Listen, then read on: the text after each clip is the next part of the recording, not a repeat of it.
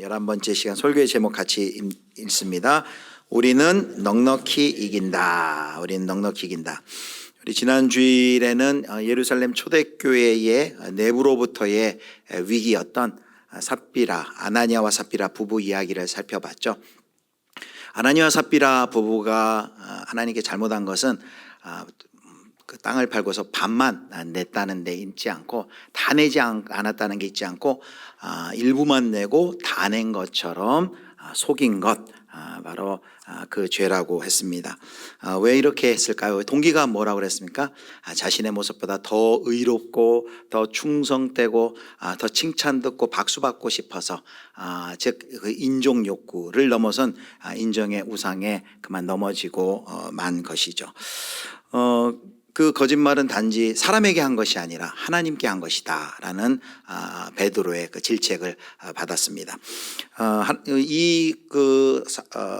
사건을 보면서 좀 하나님 좀 너무하신 것 아닌가라는 생각을 할 수도 있는데, 왜 하나님께서 이렇게 좀 심하게 보이는 것처럼 심하게 이렇게 심판하셨을까, 우리가 질문했죠. 그것은 마치 그 높은 고층 빌딩을 지을 때 그 기초를 바르게 단단히 해야지 이 건물이 바르게 올라가는 것처럼, 이제 막 초대교회가 출발한 그 초대교회 상황 속에서 하나님이 얼마나 그 교회의 거룩함과 성결함을 중요하게 여기시고 그것을 지키길 원하시는지를 우리에게 잘 보여주는 사건이라고 살펴보았습니다. 사도 베드로가 아나니아를 향해서 책망할 때, 네가 마음 가운데 사탄이 가득하여서 속이느냐라고 질책을 했죠. 그래서 그냥 단순히 눈에 보이는 아나니아 삽비라 그리고 사도 베드로와의 관계뿐만 아니라 그 역사, 그 일 뒤에 있는 그 본질, 하나님 성령을 속이고 또 사탄에게 속은 그 상황을 이야기를 하는 것이죠. 그걸 통해 지금도 교회 가운데 영적인 우주적인 전투가 지금도 벌어지고 있다라는 그 사실을 우리에게 알려줬습니다. 초대교회, 이렇게 성령 충만한 예루살렘 교회도 이런 사탄의 공격을 받는다면, 도전과 도발의 대상이 될 수 있다면, 하물며 지금의 우리 교회들은 또 어떠하겠습니까? 그래서 우리는 마귀를 대적하고 우리가 맞서 싸워야 되고, 또 말씀의 결론은 하나님 앞에 우리가 두려움으로, 하나님을 두려움으로 우리가 서야 한다는 것이죠.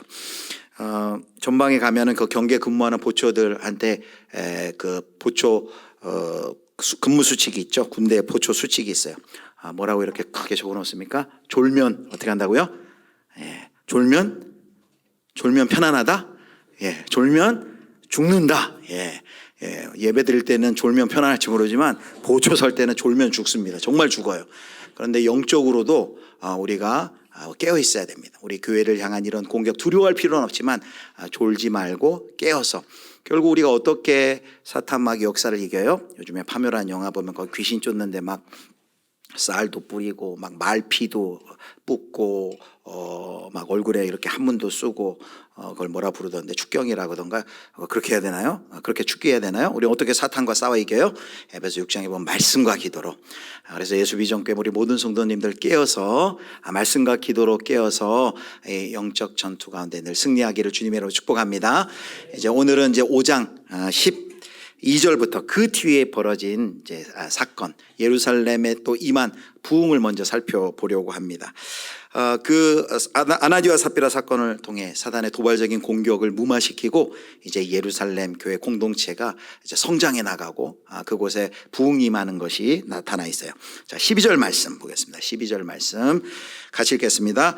사도들의 손을 통하여 민간의 표적과 기사가 많이 일어나매 믿는 사람이 다 마음을 같이하여 솔로몬 행각에 모이고, 사도들의 손을 통해 민간의 표적과 기사가 나타났어요. 성령 충만한 사도들이 또 제자들이 복음을 증거할 때, 그래서 솔로몬 행각에 다 모이는데 14절 보겠습니다. 14절, 믿고 주께로 나오는 자가 더 많으니 얼마나 많은 남녀의 큰 무리가 모이는지를 모릅니다. 자, 여기 사도들을 통해 민간의 표적과 기사가 임했다는데 구체적으로 그것이 어떤 일인지 15절과 6절에 이렇게 설명을 하고 있습니다. 15절, 심지어 병든 사람을 메고 거리에 나가 침대와 요위에 누이고 베드로가 지나갈 때 혹 그의 그림자라도 누구에게 덮일까 바라고, 사람들이 병자들을 다 데리고 나왔어요, 거리로. 그래서 베드로가 누가 지나갈 때 그의 그림자라도 덮이면 혹 낫지 않을까라고 믿을 정도로 그 복음의 능력이 이렇게 많이 나타났다는 거예요. 그리고 실제로 16절에 보면 어떤 역사가 나타납니까? 같이 읽습니다. 예루살렘 부근에 사람들도 모여 병든 사람과 더러운 귀신에게 괴로움 받는 사람을 데리고 와서 다 나음을 얻으니라. 아멘. 여기 16절에 또 15절에 있는 이 사건은 가만히 보면 어떤 사건과 닮았냐면 예수님이 공생의 기간 중 곳곳을 다니면서 치유하고 표적과 기사로 치유하시고 말씀을 증거하는 그 예수님의 공생의 사역의 역사가 그대로 사도들을 통해 지금 재현되고 있는 것을 우리가 확인할 수 있습니다. 뭘 우리가 알 수 있을까요? 바로 부활하신 예수님께서 성령님을 보내주셔서 제자들이 그 성령의 능력을 힘입어 이렇게 예수님이 하신 사역을 지금 계속 이어서 하고 있다라는 것입니다. 우리는 문자적으로 이렇게 읽지만 조금만 더 상상력을 발휘해서 그 당시 그 예루살렘의 풍경이 어땠을까 한번 상상해 보시기 바랍니다.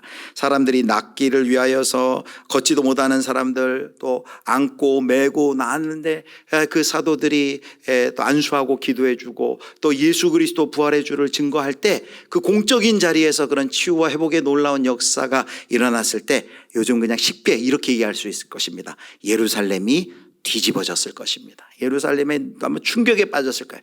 놀라운 역사를 경험하면서 그들이 아마 찬양하고 감탄했을 것입니다.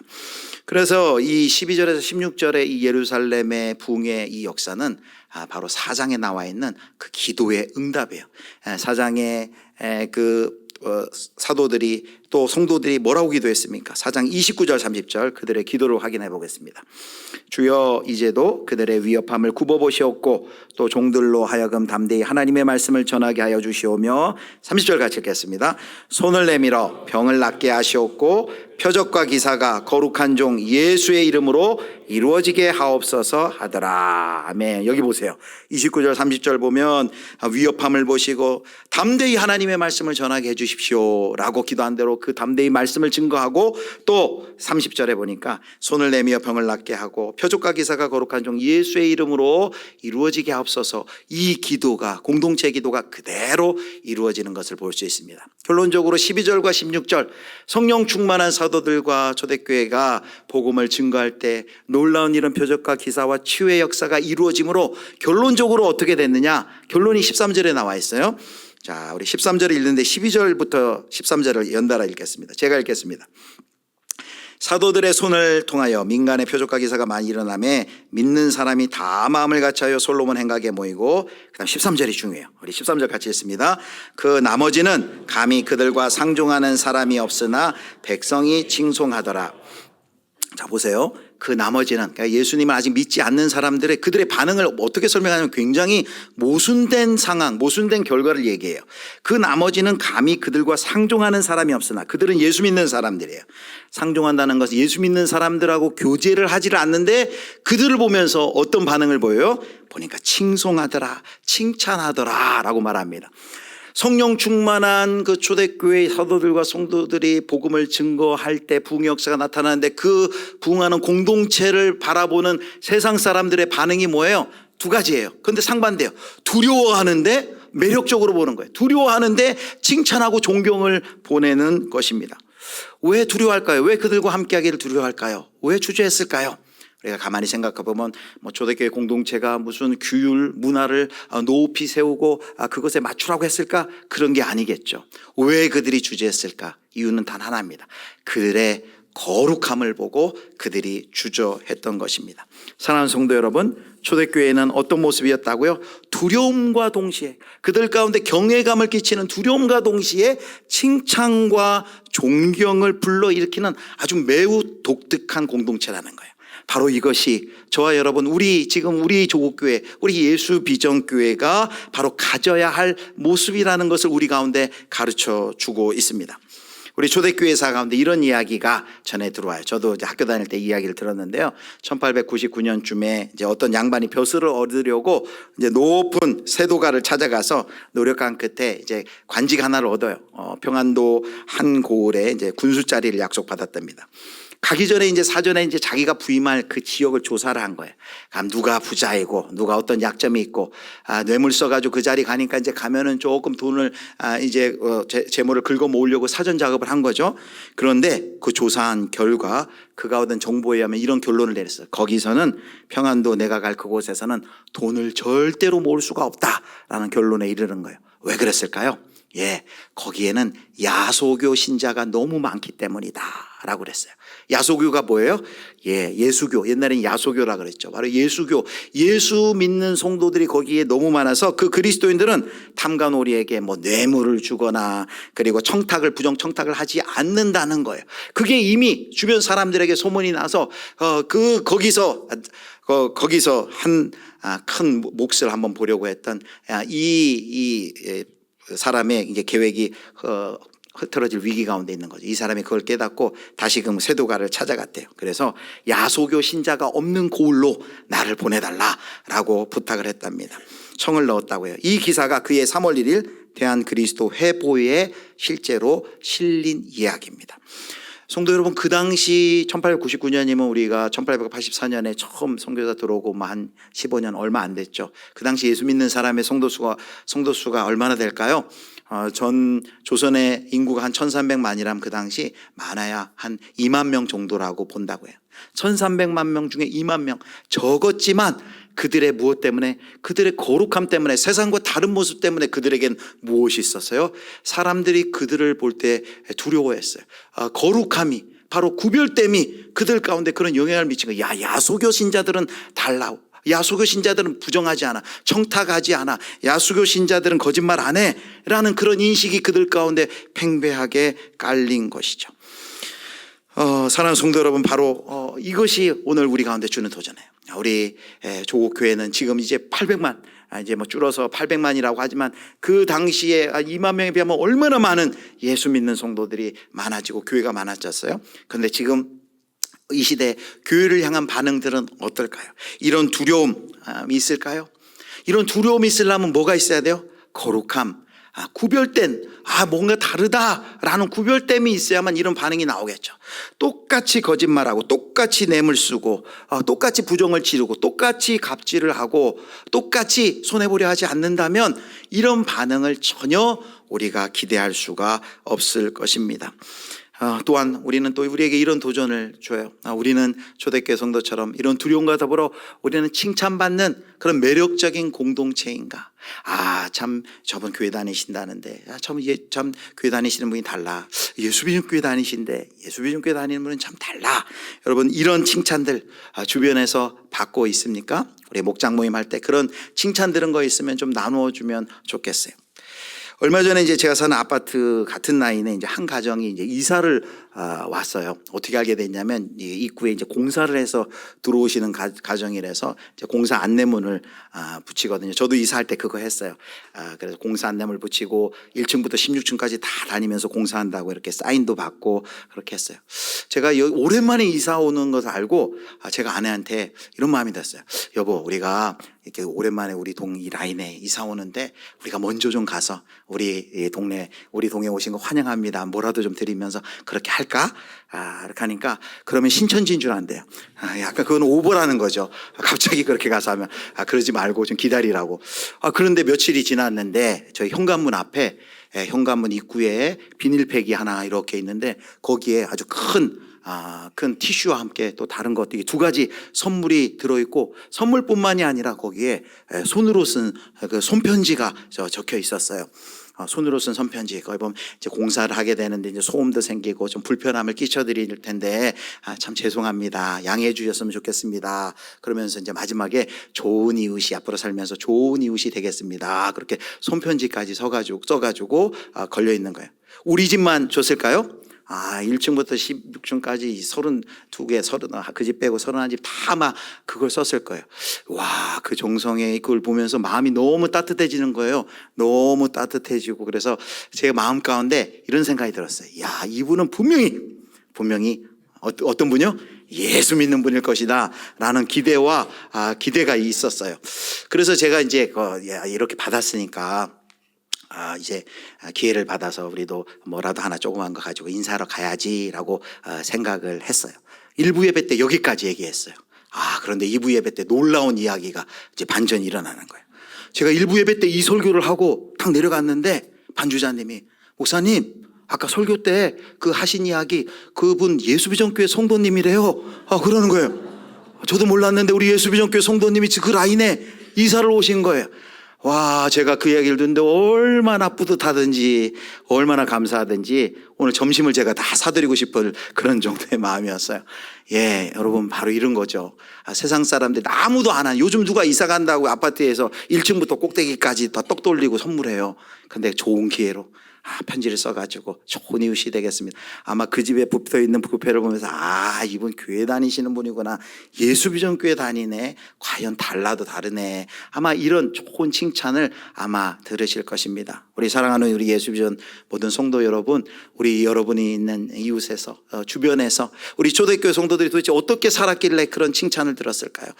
바로 2장과 4장에 서로 돌보고 도와주고 섬기고 나눠주고 이런 그 사랑의 공동체의 모습을 본 세상 사람들이 그 거룩함에 눌려서 가까이 하지는 못하지만 그들을 칭찬했던 두려워하지만 매력적인 공동체, 우리 예수비전교회 공동체가, 또 우리 조국에 있는 많은 교회들이 이런 두려워하지만 매력적인 공동체로 변화되는 그런 은혜가 있기를 주님의 이름으로 축복합니다.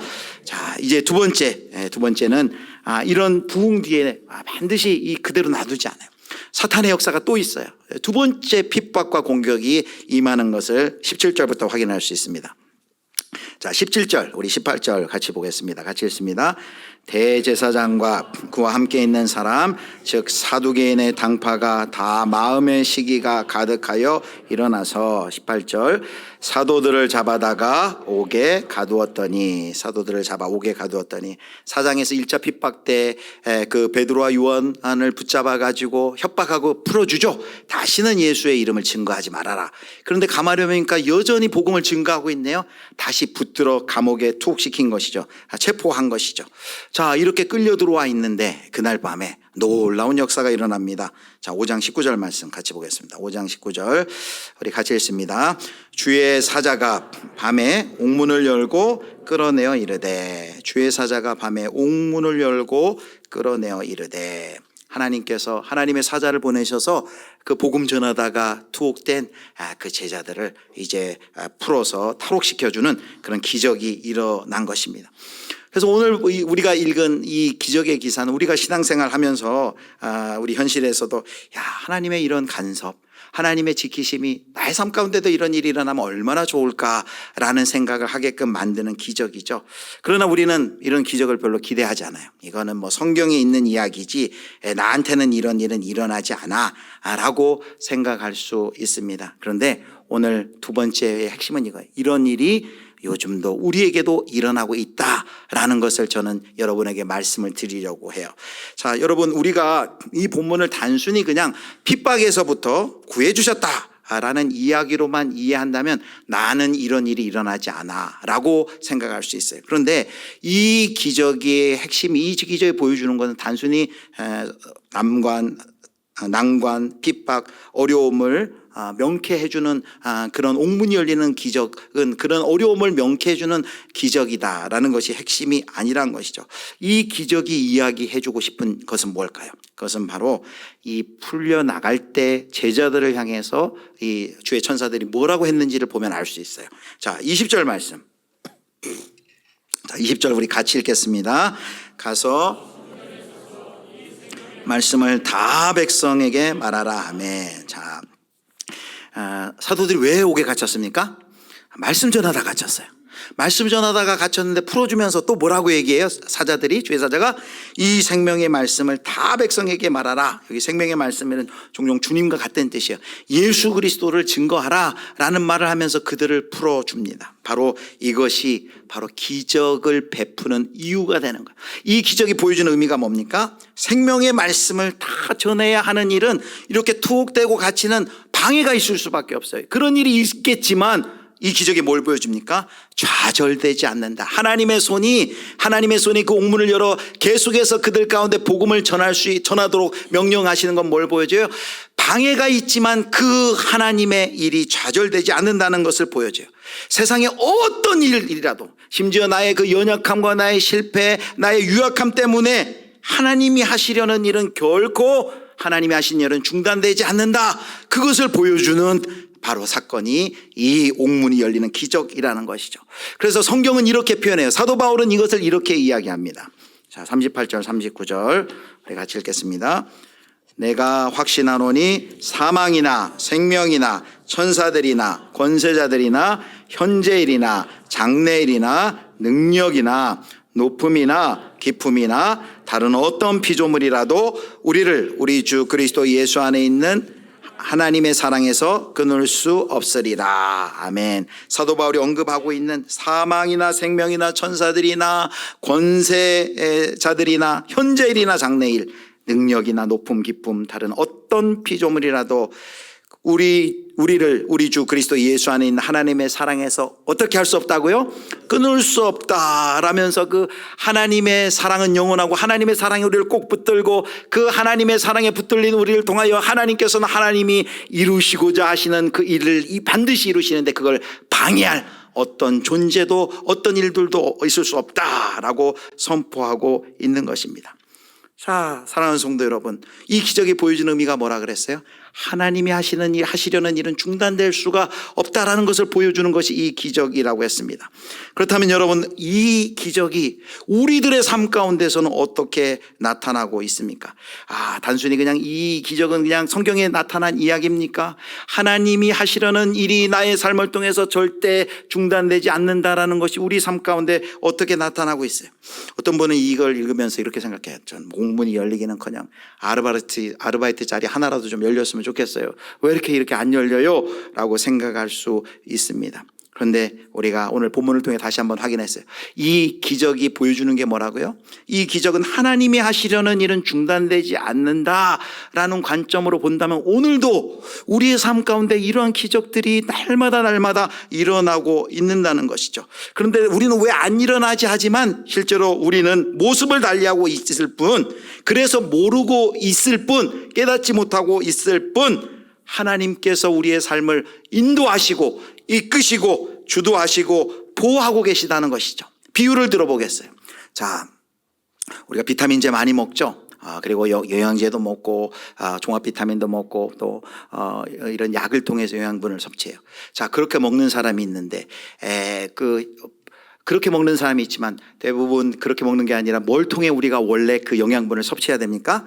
식사를 통해서. 밥이 보약이다 그런 얘기를 하잖아요.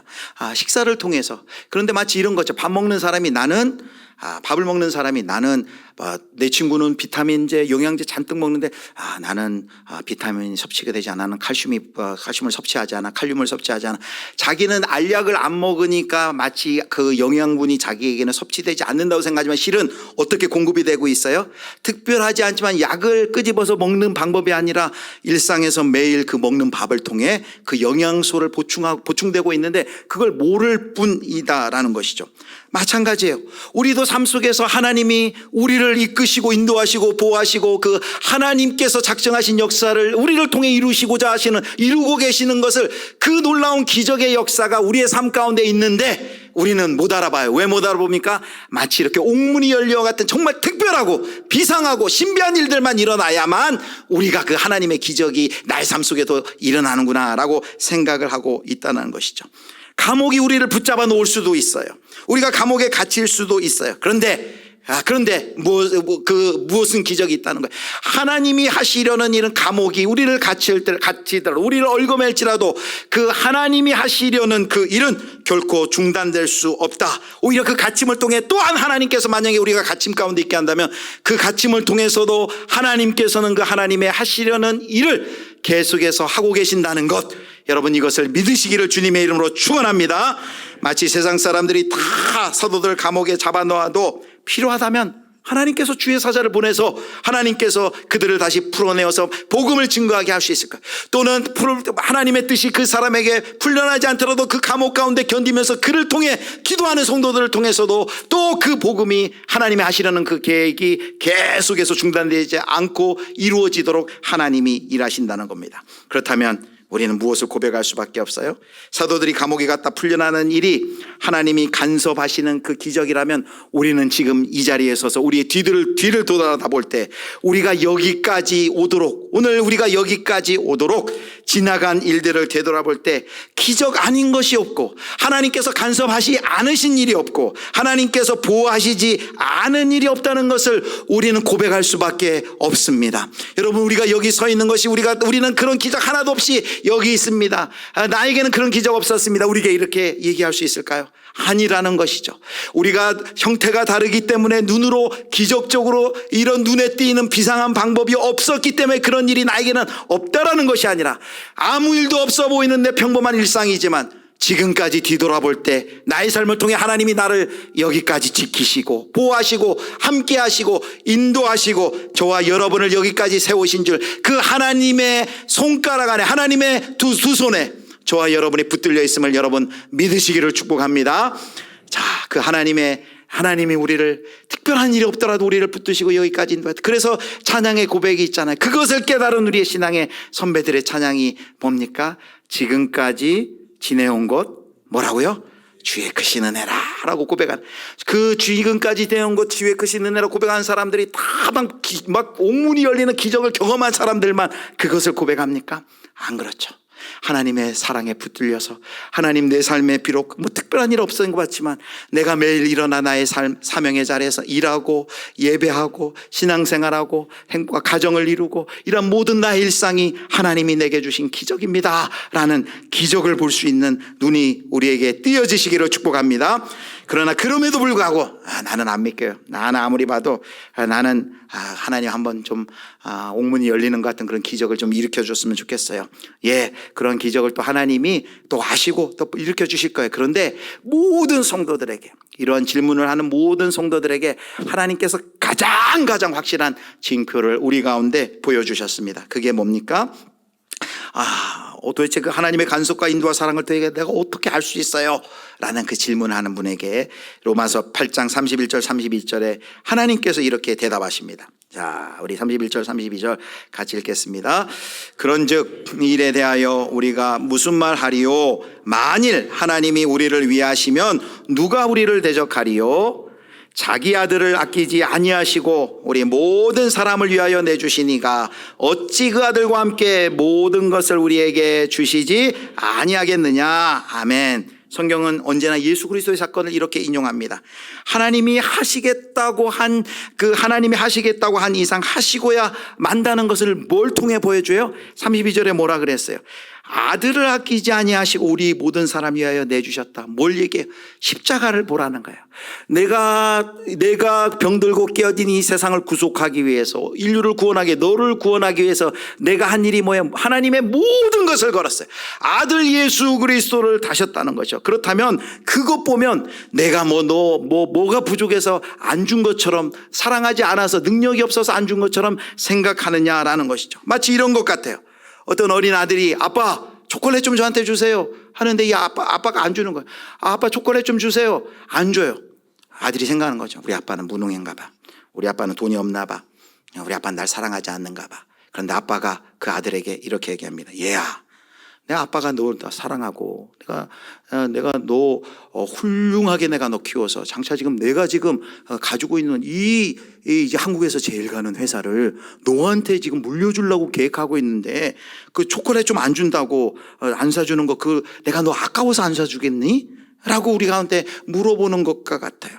하나님의 아들 예수 그리스도를 우리에게 주셨다는 것은 하나님의 모든 것을 걸고서 우리를 사랑하시고 그 하나님의 아들을 걸고서라도 이루시고자 하시는 그 일을 반드시 해내시고야 마시겠다는 거죠. 바로 그 하나님의 계획, 우리를 향한 인도, 우리를 향한 보호, 우리를 향한 간섭이 바로 예수 그리스도의 십자가를 통해 우리 가운데 확실히 나타난 것을 여러분 믿으시기를 축복합니다. 사랑하는 성도 여러분, 그래서 우리의 모든 인생과 일상생활 속에서 이 하나님의 열심이, 하나님의 점념이 나를 붙들고 가는 거예요. 나는 연약하고 실수하고 넘어지고 유약하지만 그 연약함이, 그 실패가 그 하나님의 손에 붙들려서 하나님의 그 구원, 하나님의 목적을 이루어가는데 전혀 방해가 되지 않도록 모든 것을 합력하여서 하나님이 선을 이루시는 이 놀랍고 신비스러운 존재로 저와 여러분을 붙드셨다는 것을, 저와 여러분을 부르셨다는 것을 여러분 믿으시기를 축복합니다. 어찌 감옥에서 풀려나는 것 정도겠습니까?